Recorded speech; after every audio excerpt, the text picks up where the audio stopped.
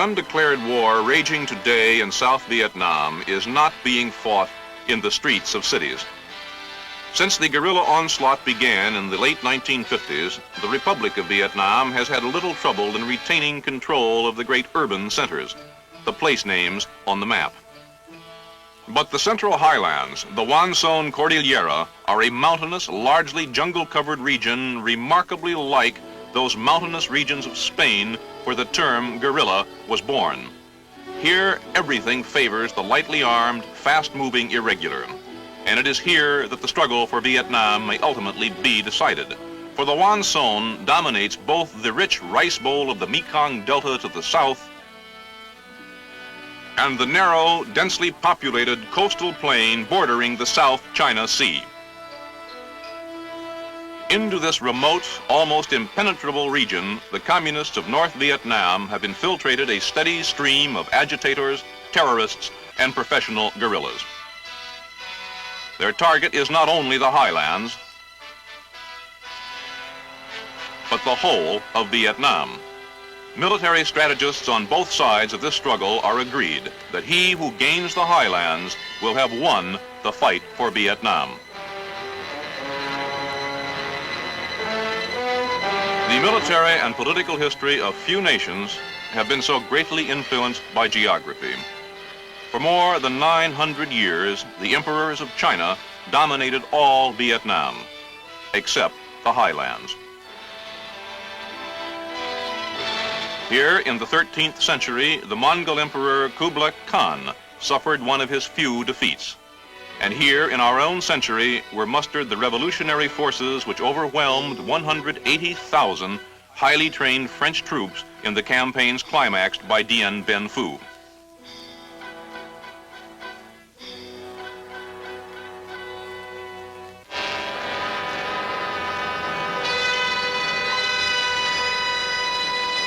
Villages of the highlands are inhabited by many races, each with a tradition and a way of life distinctly its own.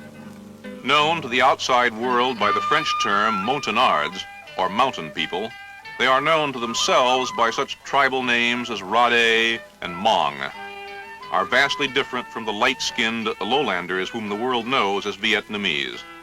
Believed to be the original inhabitants of the region before the arrival of the Vietnamese more than 2,000 years ago, most of the Montagnards continue to live a Stone Age existence in the midst of the 20th century. Confined for centuries to the isolated areas of the plateaus, the Montagnards have little contact with the city dwellers of the lowlands, take little interest in the complexities of modern life. For most of them, Vietnamese is a foreign language.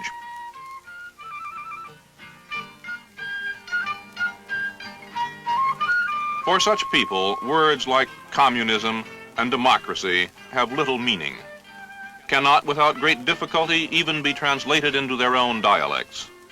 Here in the mountains, both Saigon and the communist capital of Hanoi seem equally remote and unimportant. Through these mountain villages for more than a decade have passed increasing numbers of communist guerrillas, befriending the villagers, rewarding those who cooperate, terrorizing those who resist. The guerrillas have converted much of the highlands into a secure staging area for their assaults on the roads and population centers of the lowlands below.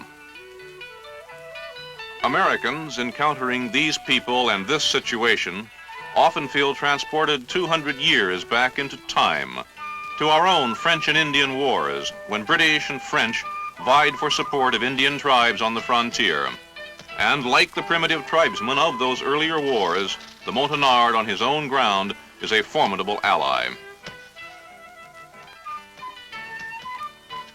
Tough, muscular, a skilled hunter and woodsman, a man of great personal courage, the Montagnard holds the key to a strategically vital area of Southeast Asia. If he can be won to the government's cause and given the training and equipment to resist communist terrorism, the guerrillas' jungle sanctuary in the Vietnamese highlands will disappear. With this in mind, United States military advisors and the government of Vietnam early in the 1960s began a program to win the active allegiance of the Montagnards. Their primary objective was to seal off the hidden supply routes through the mountains from the communist north.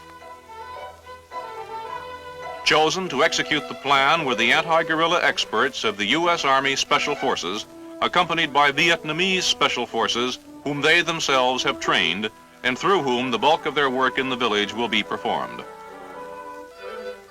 Equipped with all the skills of the highly trained airborne infantryman, the Special Forces soldier brings with him a number of unique abilities designed to meet just such situations. Selected for linguistic aptitude and a talent for tact and diplomacy, Special Forces personnel are adept at winning friends, from the village chief down to the lowliest peasant.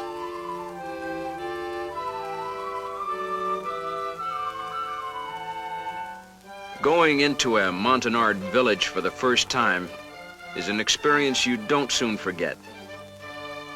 In the first place, the only people you're likely to find are the ones who were too old or too young or too sick to run away when they saw you coming. You give candy to the kids, talk politely to their elders, and try to convince everybody that you're not here to hurt anyone. There's no way of knowing whether the men have run away because they're guerrillas themselves or because they believe guerrilla propaganda about the government troops and the terrible Yankees. All you can do is keep your guard up and try to show by actions that you're here on a friendly mission. Our biggest asset in this kind of thing is the team medic. His main job, of course, is taking care of us. But there are no field hospitals in guerrilla fighting, so one of our medics has to know a lot about his business. With the modern medicines available, he can do a lot for people in places like this.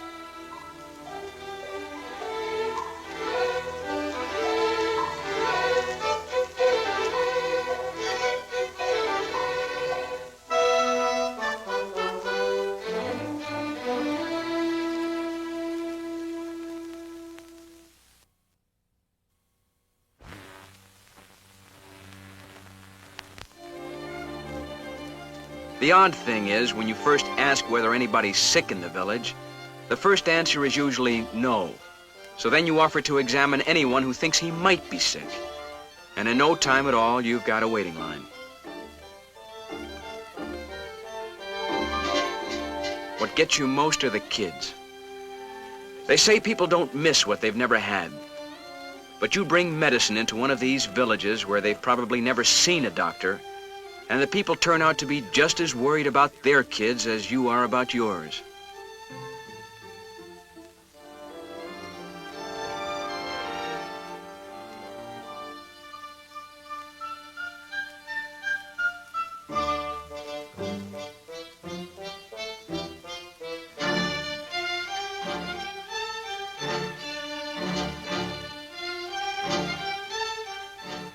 Pull an aching tooth or save a man's eyesight, and you've made a friend for life.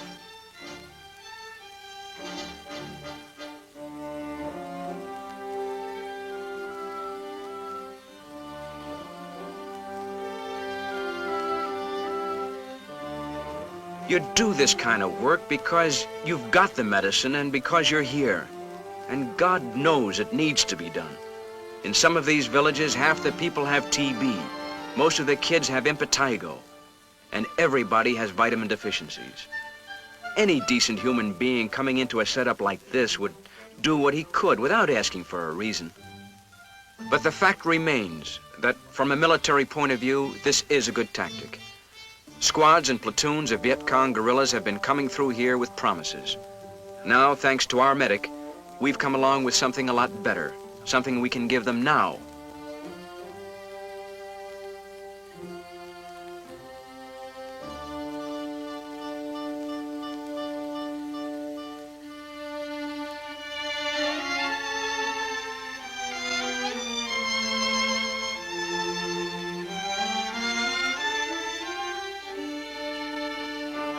The village chief is impressed, but he is also a man on a tightrope. Unless his new friends can provide adequate protection, cooperation will lead to Viet Cong attacks, a devastated village, or his own assassination. The chief makes his decision. the young men are summoned back from the bush. They will train with the American and Vietnamese Special Forces. They will make a stand.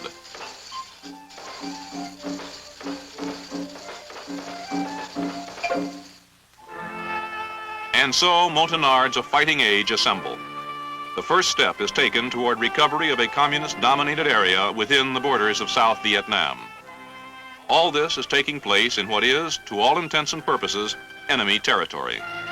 Much will have to be accomplished before anyone here sleeps without a gun close to his pillow.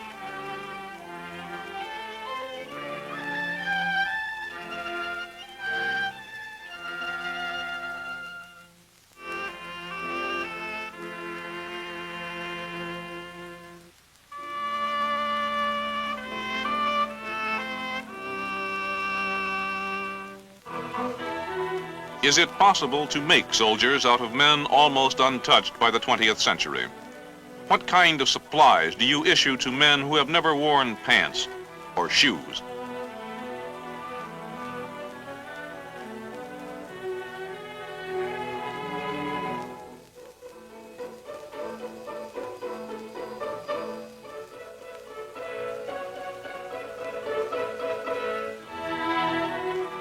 Mountain men are fighters everywhere.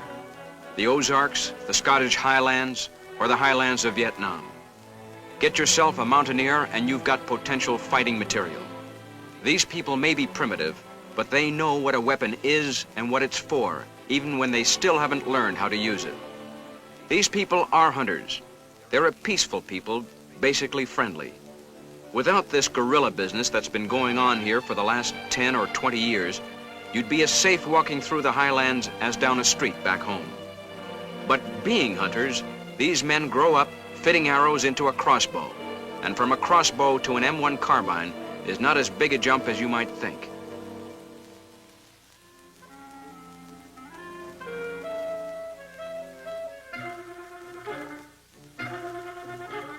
One thing mountain people aren't always so big on, though, is discipline and organization.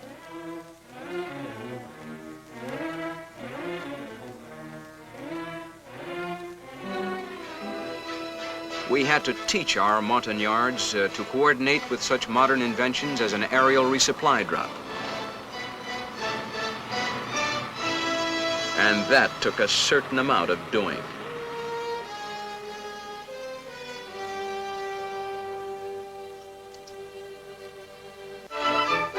One of the Montagnards' great assets as a fighting man is the energy, the mileage he can get out of a single bowl of rice. Incidentally, this training program was by no means a one-way street. Our own food supplies were supposed to be obtained, as it said in the orders, through normal civilian channels. In practice, this meant a Special Forces sergeant, our weapons specialist to be exact, learning how to bargain with Vietnamese shopkeepers in the nearest town.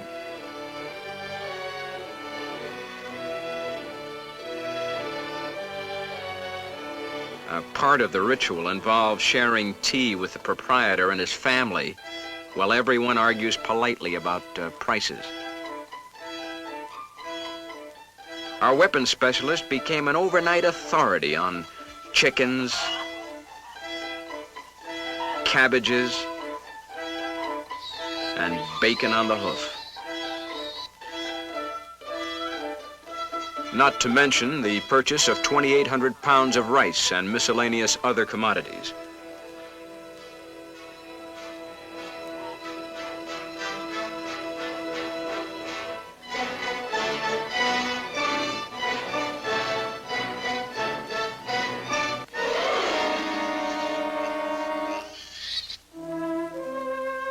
Classes for the Montagnards were conducted whenever possible by U.S. and Vietnamese special forces working together. It was a complicated operation.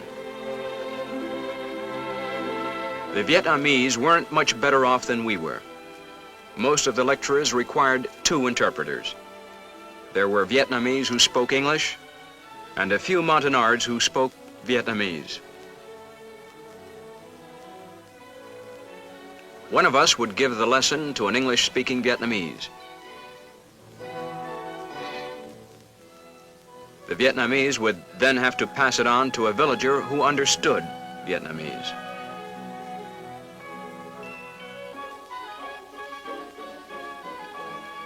The native interpreter would then pass it along to the trainees.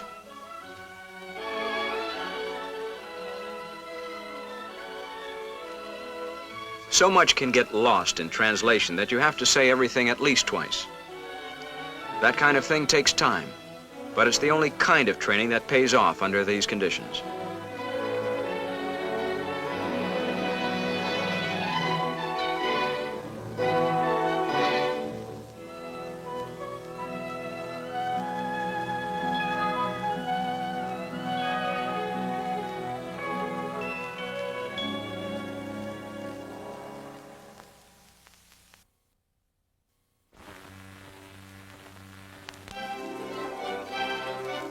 The students themselves were amazing.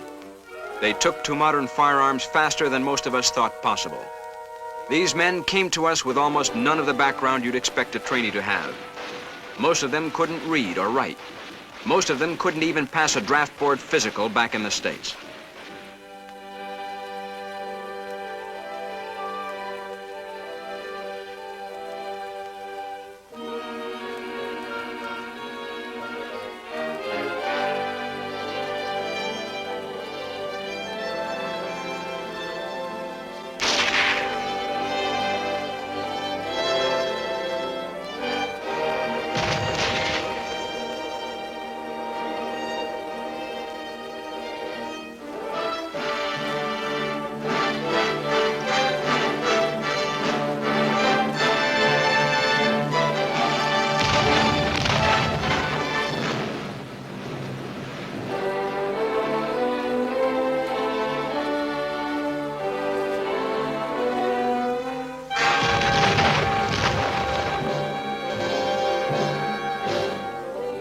But they're smart, they've got guts, and they're anxious to learn.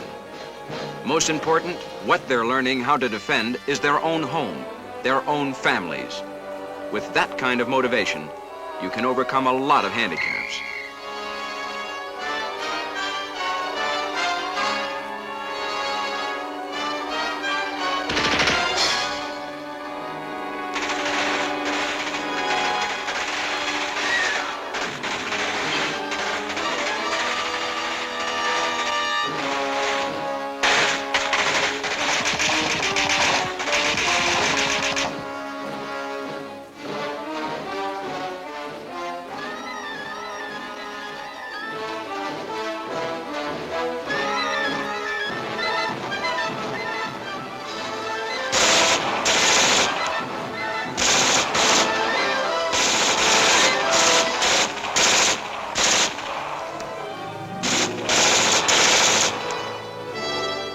We had to hit the high points of 6 months worth of training in only a few weeks.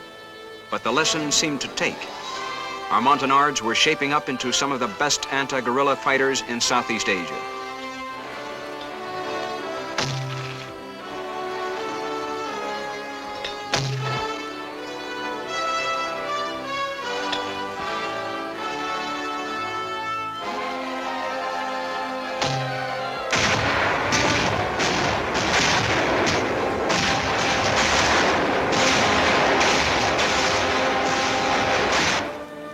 In a very few weeks, they progressed from simple hand weapons to the tricky business of demolition.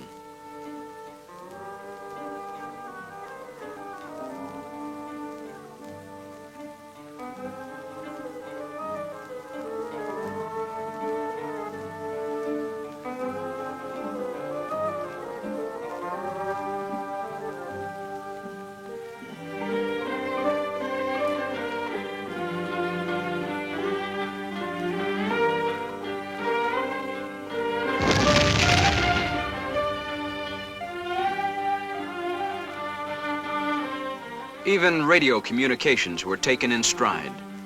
This was even more surprising and maybe more important. It meant that before we left, radios could be issued tying our friendly villages together in a sort of mutual protection association. Guerrilla bands moving in on an isolated village would touch off an automatic alarm throughout the network.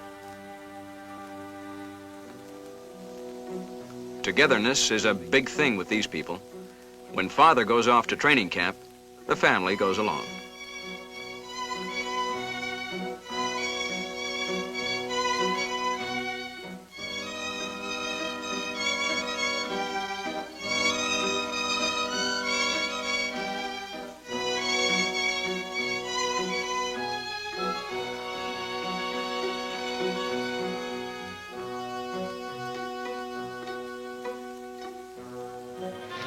But they still take to soldiering as fast as any group you're ever likely to see. Within a few weeks after seeing their first rifle, these characters were going through an infiltration course as rugged as anything they've got at Fort Bragg.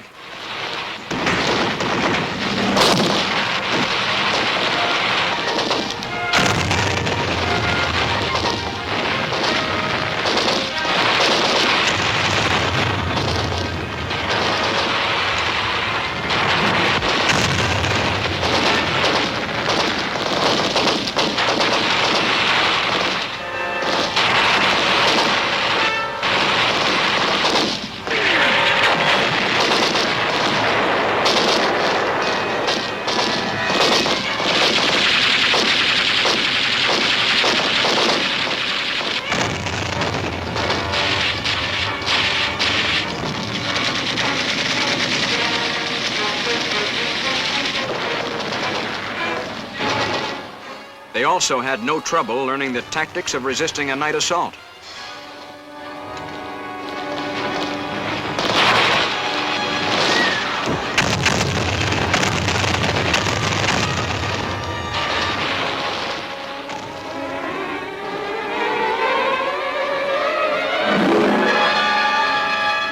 This burning arrow technique is designed to point out guerrilla positions to aircraft answering a radio call for help.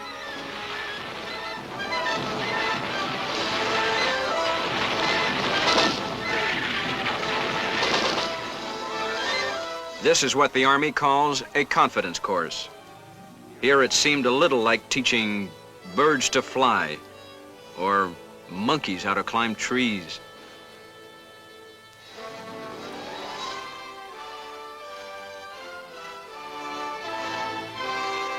Convincing them of the importance of night patrols in the jungle was a little more difficult. Their inclination was to stay home and man the barricades. We had to persuade them that unless you attack and ambush the guerrilla on his own ground, he'll turn your village into a shooting gallery.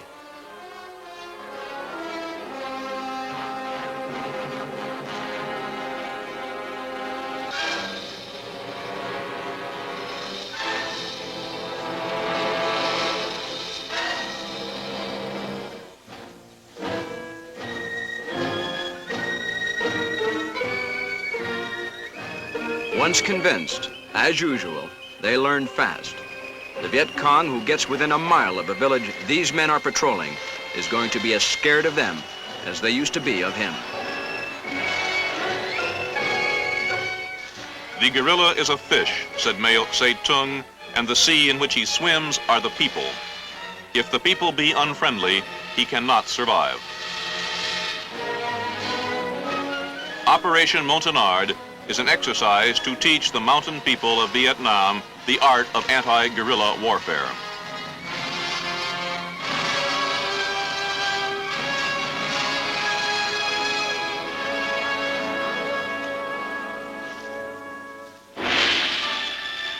It also involves giving them a better understanding of the issues, of what the war of subversion raging in their country is really all about.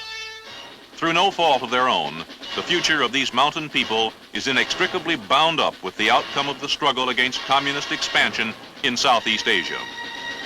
Operation Montagnards has given them the weapons and organization to resist guerrilla terrorism.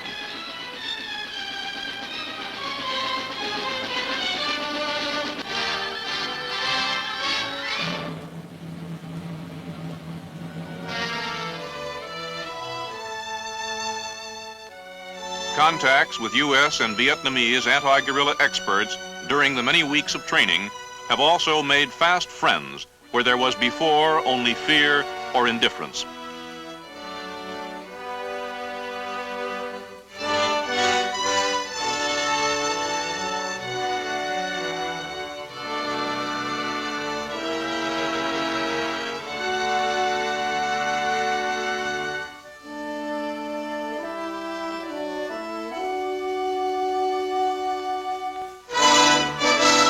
departing, men of the U.S. Army Special Forces leave behind a well-trained group of friends who may in time have a profound effect on the future of Vietnam.